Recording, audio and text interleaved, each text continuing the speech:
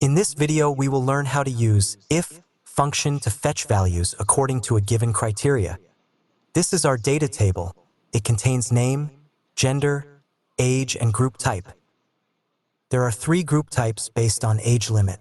Group A is from age 10 to 30. Group B is from age 31 to 60. Group C is from age 61 to 90. Now, with the help of if, and function, we will fetch the group type into our main table using age given against each person. Now let me explain the formula. If function contains 3 arguments. First is the condition. Second is result if condition is true. And third is the result if condition is not true or false.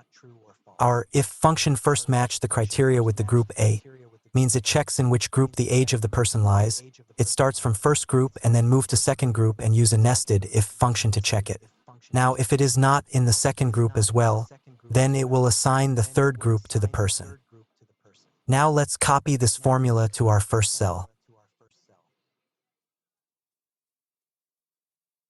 As you can see, it brought the group B, means this person pertains to group B, which is from 31 years to 60 years.